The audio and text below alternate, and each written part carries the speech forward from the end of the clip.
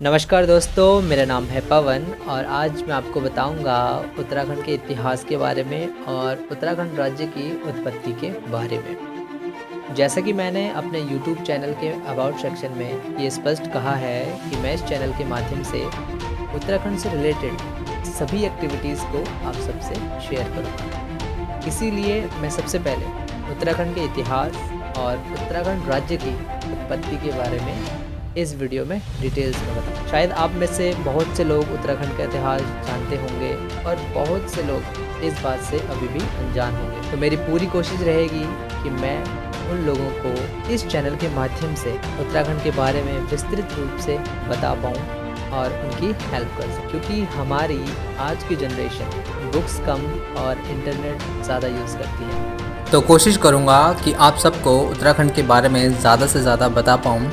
तो वीडियो शुरू करने से पहले आप सबसे विनम्र निवेदन है कि मेरे इस चैनल को सब्सक्राइब कर मुझे अपना आशीर्वाद ज़रूर दीजिएगा। तो वीडियो शुरू करते हैं।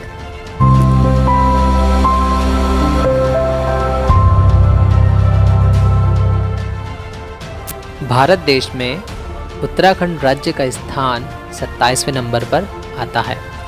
सबसे पहले उत्तराखंड का उल्लेख ऋग्वेद से प्राप्त किया गया, जिसमें उत्तराखंड को देवभूमि और मनुष्यों की पूर्ण भूमि शब्द का प्रयोग किया गया। ऐतरेय ब्राह्मण में उत्तराखंड को उत्तर कुरु क्षेत्र कहा गया। स्कंद पुराण में उत्तराखंड को दो भागों में विभाजित किया गया है, पहला केदारखंड और दूसरा मानसखंड। स्कंद पुराण में हिमालय को 5 भौगोलिक क्षेत्रों में विभक्त किया गया है। संस्कृत की कुछ पंक्तियों में इस तरह स्पष्ट किया गया है कि खंडः पंच हिमालयस्य कथिता नेपाल कुमांचलो केदारथ जालंधरथ रुचिर काश्मीर संघ्यो अंतिमः।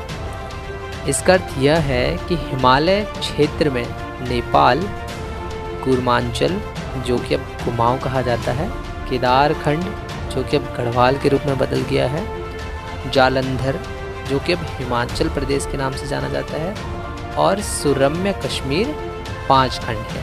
पौराणिक ग्रंथों में कूर्मांचल क्षेत्र मानस खंड के नाम से प्रसिद्ध था।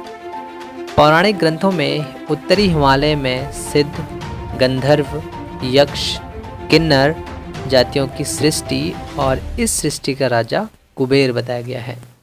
कुबेर की राजधानी अलकापुरी जो कि बद्रीनाथ से ऊपर बताई जाती है। पुराणों के अनुसार राजा कुबेर के राज्य में आश्रम में ऋषि मुनि तप व साधना करते थे।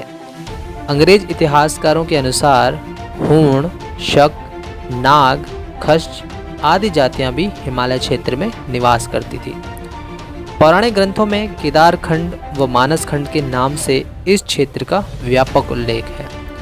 इस क्षेत्र को देवभूमि व तपोभूमि भी माना गया है। मानसखंड का कुरुमांचल व कुमाऊं नाम चंद राजाओं के शासनकाल में प्रचलित हुआ।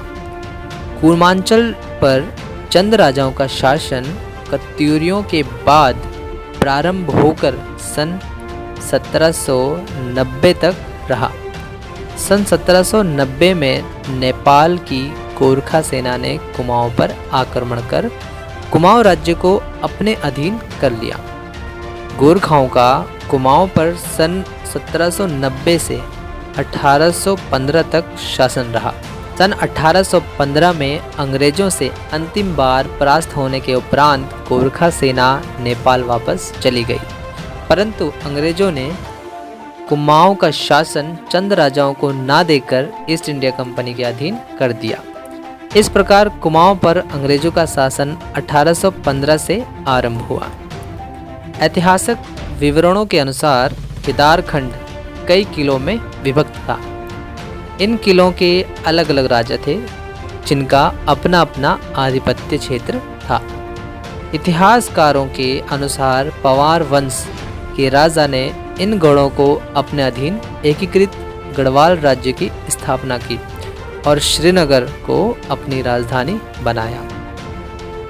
केदारखंड का गढ़वाल नाम तभी प्रचलित हुआ सन 1803 में नेपाल की गोरखा सेना ने गढ़वाल राज्य पर आक्रमण कर अपने अधीन कर लिया था। यह आक्रमण लोकजन में गोरख्याली के नाम से प्रसिद्ध है। महाराजा गढ़वाल ने नेपाल की गोरखा सेना के आधिपत्य से राज्य को मुक्त कराने के लिए अंग्रेजों से सहायता मांगी। अंग्रेज सेना ने नेपाल की गोरखा सेना को देहरादून के समीप सन 1815 में अंतिम रूप से परास्त कर दिया, किंतु गढ़वाल के तत्कालीन महाराजा द्वारा युद्ध व्यय की निर्धारित धनराशि का भुगतान करने में असमर्थता व्यक्त करने के कारण अंग्रेजों ने संपूर्ण गढ़वाल राज्य राजा गढ़वाल को न सौंपकर अलकनंदा मंदाकिनी के पूर्व का भाग ईस्ट इंडिया कंपनी के शासन में सम्मिलित कर गढ़वाल के महाराजा को केवल टिहरी जिले का भूभाग वापस किया। गढ़वाल के तत्कालीन महाराजा सुदर्शन शाह ने 28 दिसंबर 1815 को टिहरी नाम के स्थान पर, जो भागीरथी और भिलंगना नदियों के संगम पर छोटा सा गांव था, अपनी राजधानी स्थापित की।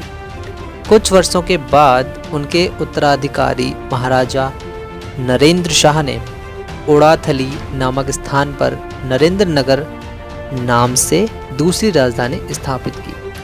सन 1815 से देहरादून व पौड़ी गढ़वाल, जो कि वर्तमान में चमोली जिला और रुद्रप्रयाग जिला का अगस्त्य मुनि व ऊखीमठ विकासखंड सहित है, अंग्रेजों के अधीन व टिहरी गढ़वाल महाराजा टिहरी के अधीन हुआ। भारतीय गणतंत्र में टिहरी राज्य का विलय अगस्त 1949 में हुआ और टिहरी को तत्कालीन संयुक्त प्रांत उत्तर प्रदेश का एक जिला घोषित किया गया। उत्तराखंड की चोटियों और घाटियों को प्राचीन काल में देवी देवताओं और गंगा नदी के स्रोत के रूप में जाना जाता था। लगभग 200 ईसा पूर्व खस आर्यन लोगों ने काकेशस पर्वत से पूरे रास्ते में हिमालय की सीमा में प्रवेश किया।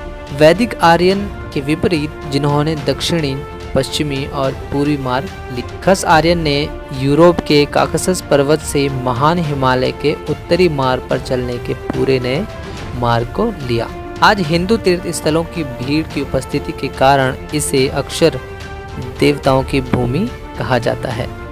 उत्तराखंड को प्राचीन काल से देवभूमि के रूप में जाना जाता है, जहां पौरवों, कुषाणों, कुड़िंदों, गुप्तों, कत्यूरियों, पालों, चंदों और परमार या पवारों, शाहों और अंग्रेजों ने शासन किया है। इस क्षेत्र को कोल लोगों द्वारा बसाया गया था। ये एक ऐसी भाषा है जो मुंडा भाषा परिवार से संबंधित है। कोल लोग बाद में इंडो आर्यन जनजातियों में शामिल हो गए, जो उत्तर से वैदिक काल तक पहुँचे थे। उस समय वर्तमान में उत्तराखंड भी ऋषियों और साधुओं के लिए एक अड्डा हुआ करता था। ऐसा माना जाता है कि ऋषि व्यास ने महाभारत को लिपिबद्ध किया था, क्योंकि माना जाता है कि पांडवों ने इस क्षेत्र में यात्रा की और शिविर लगाया था। गढ़वाल और कुमाऊं के पहले प्रमुख राजवंशों में दूसरी शताब्दी ईसा पूर्व में कुड़िंद थे, जिन्होंने शैव धर्म के प्रारंभिक रूप का अभ्यास किया था।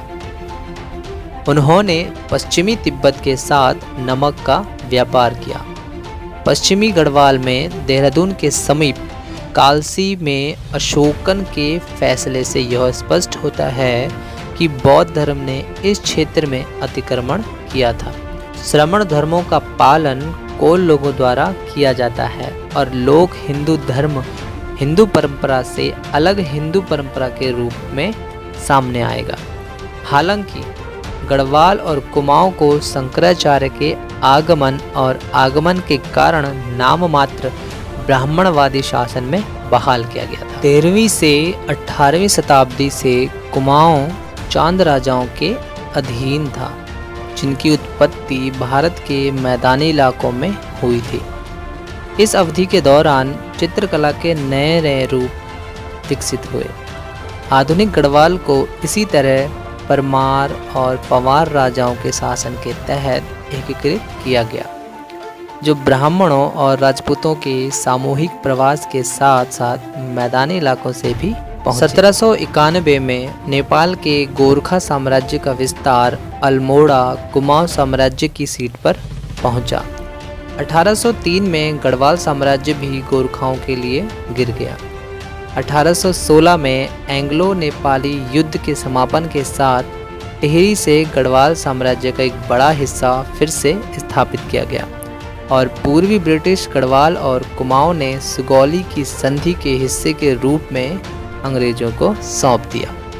स्वतंत्रता के बाद की अवधि में टिहरी रियासत को उत्तर प्रदेश राज्य में मिला दिया गया। उत्तरांचल शब्द का उपयोग तब हुआ जब भारतीय जनता पार्टी भाजपा ने केंद्र और उत्तर प्रदेश राज्य सरकारों का नेतृत्व किया और 1998 में राज्य पुनर्गठन का एक नया दौर शुरू किया और अपना पसंदीदा नाम पेश किया। 1998 तक उत्तराखंड क्षेत्र को संदर्भित करने के लिए सबसे अधिक इस्तेमाल किए जाने वाला नाम था, क्योंकि उत्तराखंड क्रांति दल, जो कि उत्तराखंड क्रांतिकारी पार्टी स्थापना 1979 में स्थापित हुआ, उत्तराखंड क्रांति दल सहित विभिन्न राजनीतिक समूह अपने बैनर तले अलग राज्य के लिए आंदोलन करने लगे। यद्यपि गढ़वाल और कुमाऊं के पूर्ववर्ती पहाड़ी राज्य अलग अलग पड़ोसी जातीय समूहों की निकटता के कारण विविध भाषिक और सांस्कृतिक प्रभावों के साथ पारंपरिक प्रतिद्वंदी थे, लेकिन उनकी भूगोल, अर्थव्यवस्था, संस्कृति, भाषा और परंपराओं के अविभाज्य और पूरक स्वभाव ने परंपराओं के बीच मजबूत बंधन बनाए। उत्तराखंड राज्य में हरिद्वार जनपद के सम्मिलित किए जाने के पश्चात गढ़वाल मंडल में 7 और कुमाऊं मंडल में 6 जिले सम्मिलित हैं। 1 जनवरी 2007 से राज्य का नाम उत्तरांचल से बदलकर उत्तराखंड कर दिया गया है। एक नए राज्य के रूप में उत्तर प्रदेश के पुनर्गठन के फलस्वरूप उत्तराखंड की स्थापना 9 नवंबर 2000 को हुई। अतः इस दिन को उत्तराखंड में स्थापना दिवस के रूप में मनाया जाता है। इसी तरह नेक्स्ट वीडियो में मैं उत्तराखंड के सभी 13 जिलों के बारे में आप सबको बताऊंगा। तो वीडियो आपको कैसी लगी मुझे कमेंट करके ज़रूर बताइएगा। धन्यवाद।